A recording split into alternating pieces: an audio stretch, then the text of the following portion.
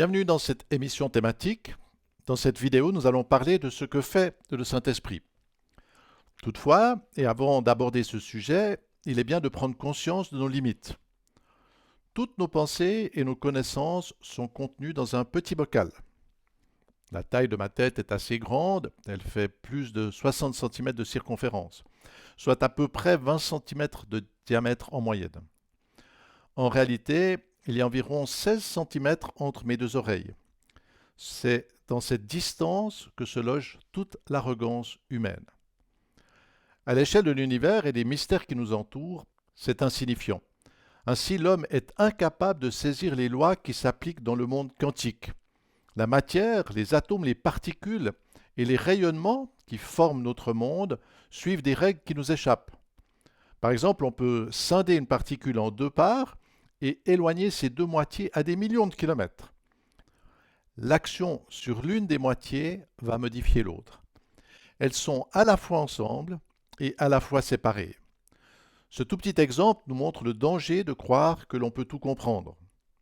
L'arrogance théologique qui croit enfermer Dieu et les choses spirituelles dans des boîtes ne peut donc conduire qu'à détruire l'Église. Dans cette émission, je vais donc mettre en évidence certains aspects. Mais ce ne sont que quelques flèches qui montrent une réalité immense. Alors, que fait le Saint-Esprit? Comme le montre le deuxième verset de la Bible, le Saint-Esprit est à la base de notre création. La terre était informe et vide, il y avait des ténèbres à la surface de l'abîme, et l'Esprit de Dieu se mouvait au-dessus des eaux. Dans ce verset, l'Esprit de Dieu plane au-dessus des eaux primordiales, le tohu-bohu, le vide, le néant. Notons que cette vision de l'Esprit qui plane au-dessus d'une étendue liquide se retrouve symboliquement lorsque la colombe sort de l'arche de Noé en cherchant un lieu pour se poser. Cela nous amène aussi à l'épisode saisissant du baptême de Jésus. Là aussi, lorsque le Christ sort de l'eau, l'Esprit prend la forme d'une colombe et descend sur lui. Avec l'image de la colombe, on peut comprendre que l'Esprit a trouvé son habitation. En revenant à la Genèse, nous pouvons observer que c'est par la puissance de l'Esprit que la parole créatrice se met en forme. Dieu dit, et du néant, du rien, va sortir quelque chose. C'est ce prodige absolu que les scientifiques ont découvert en étudiant la matière de l'univers. Tout l'univers, avec ses milliards de galaxies, ses myriades d'étoiles et de planètes, a commencé par un jaillissement sorti du néant. Avec des simulations, nous pouvons remonter à ces tout premiers instants de l'univers, quand sa taille était plus petite qu'un atome d'hydrogène. Avant, c'est le néant. C'est pourtant de cette énergie et de l'explosion colossale que l'on appelle le Big Bang que va surgir notre univers, notre étoile, le Soleil et notre magnifique Terre. J'ajoute aussi que tous les composants de notre corps ont été construits au sein des étoiles. C'est par un procédé aussi hallucinant que la vie va sortir du néant. À travers une explosion silencieuse, cette fois, vont se former des dizaines de millions d'espèces vivantes. Ainsi, de ce point zéro vont croître des êtres capables d'aller sous l'eau, dans le ciel, sur et sous la terre. L'intelligence qui s'exprime dans la complexité biologique n'a pas d'équivalent. Là encore, toute la puissance créatrice va s'exprimer par une parole, un logiciel doté d'une capacité à mettre en forme des choses. Pour nous, tout a commencé par une petite boule de 1,2 dixième de millimètre, soit le diamètre d'un cil. Là encore, cela fait du bien de s'en rappeler quand on prend la grosse tête. 1,2 dixième de millimètre. Caché à l'intérieur de cette cellule et dans son noyau, 46 chromosomes. Comme le montre ce dessin, en dépliant ce patrimoine génétique, on obtient des billes qui contiennent elles-mêmes le fameux ADN. Chaque cellule de notre corps abrite plus de 2 mètres de ce message. Cette parole a le pouvoir de conduire la cellule à se diviser. 2, 4, 8, 16, 32, etc. par une technologie à jamais inaccessible à l'homme, tout cela va construire un édifice de 30 000 milliards de cellules.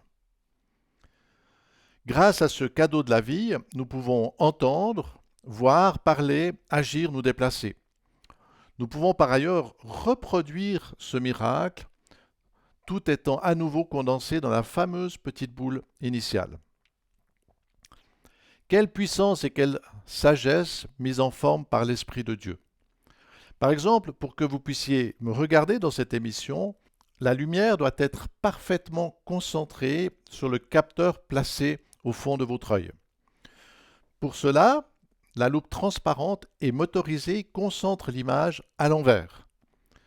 Sur la rétine, les variations de couleur et de lumière sont transformées en impulsions électriques afin d'être traitées dans votre cerveau. Dans l'un de mes livres, Arborescence, je mets en évidence le génie extraordinaire qui nous façonne et nous entoure. Cet ouvrage est disponible en téléchargement gratuit ou peut être acheté sur le site shekina.com. Mais l'Esprit de Dieu ne se limite pas à mettre en œuvre la création et des technologies ahurissantes. Son champ d'action dépasse les dimensions matérielles et biologiques. Dans les Corinthiens, Paul parle de cette sagesse de Dieu, mystérieuse et cachée, car il dit « L'Esprit sonde tout, même les profondeurs de Dieu. Personne ne connaît les choses de Dieu si ce n'est l'Esprit de Dieu. » Comme le souligne ce verset, seul le Saint-Esprit dispose de la connaissance de Dieu. C'est donc à travers ces révélations que nous pouvons avoir accès à Dieu. C'est à cause de ce rôle de l'Esprit que le Christ mettait en garde ses auditeurs. Refuser le Saint-Esprit est le péché suprême, car il nous conduit à la vraie connaissance. Le Saint-Esprit est Dieu et rayonne de Dieu. Ces révélations de Dieu s'expriment dans la Bible, que l'on appelle aussi l'épée de l'Esprit. À travers le temps, le Saint-Esprit a inspiré et conduit des hommes. Les révélations et paroles importantes ont été collectées et mises en forme de manière à former un ouvrage exceptionnel. Par ces récits, ces paroles, ces prophéties et autres révélations, l'Esprit nous donne accès à la pensée de Dieu. La Bible est l'un des témoignages de Dieu à Dieu. Pour permettre à l'Esprit de vous parler, lisez la Bible. La capacité de l'Esprit à exercer la volonté de Dieu s'exprime aussi dans des onctions divines. À cette occasion, l'Esprit donne des capacités particulières, surnaturelles.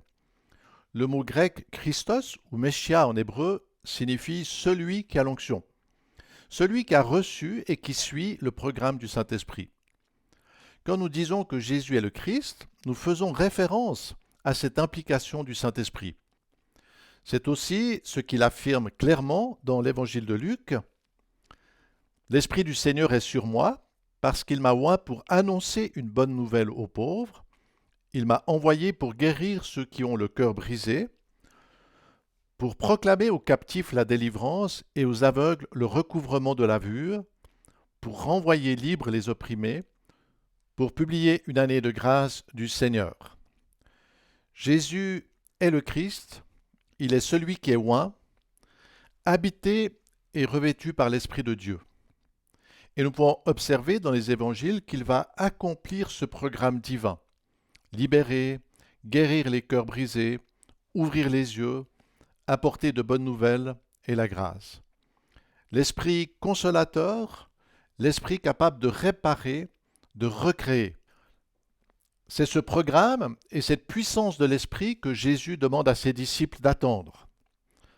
Ainsi, dans le 2e chapitre des Actes des Apôtres, les chrétiens sont réunis pour attendre. Et tout à coup, l'onction du Christ descend sur l'Église. Ce n'est pas un bagage intellectuel ou des dons spirituels qui font l'Église. Non, l'Église est le corps du Christ, le corps qui dispose de l'onction. Sa vie ne peut se faire que par et à travers l'Esprit de Dieu. Puissance, sagesse, révélation, onction, etc. Toutes ces choses sont issues du Saint-Esprit. Elles sont extraordinaires. Mais j'aimerais terminer sur un aspect encore plus impressionnant. Pour le comprendre, je dois parler du cri du Saint-Esprit. Oui, c'est étonnant, mais la Bible nous dit que le Saint-Esprit crie. Parce que vous êtes fils, Dieu a envoyé dans nos cœurs l'Esprit de son Fils, lequel crie Abba, Père. Ce n'est évidemment pas sans raison que l'Esprit crie Abba, Papa, car par lui uniquement Dieu peut faire de nous ses enfants. Ce miracle de la filiation s'exprime dans l'image parlante de la greffe. Dans Jean, Jésus se présente comme le cep sur lequel je peux poser ma vie. Par lui, Dieu le vigneron m'invite à m'unir à son être. Si la greffe réussit, l'Esprit pourra entrer en moi. Cette sève me conduira à une union de cœur avec mon Père céleste, notre vrai Père. Par ailleurs, et par cette sève, je vais pouvoir porter du fruit pour les autres. L'Esprit en moi fait de moi un enfant de Dieu, c'est le centre. Car Dieu est amour, et c'est par cet amour infini qu'il s'exprime par son Esprit. Toute la création et toute sa sagesse se concentrent pour aimer. L'amour est un ensemble, l'Esprit nous conduit donc à vivre dans la communion avec Dieu et les autres. C'est cette communion que l'Esprit nous invite à vivre aujourd'hui dans l'Église et qui se prolongera plus tard dans son royaume à venir. C'est sur cette vision pleine d'espérance que se termine cette émission.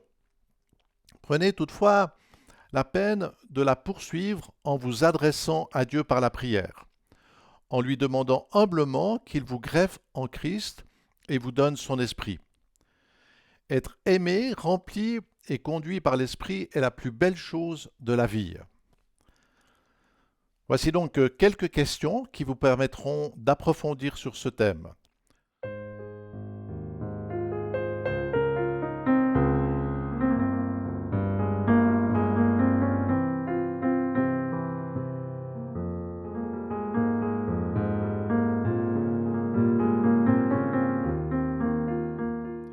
Marcher, être rempli de l'esprit, c'est tout ce que je vous souhaite. Merci de votre attention et à bientôt pour suivre de prochaines émissions.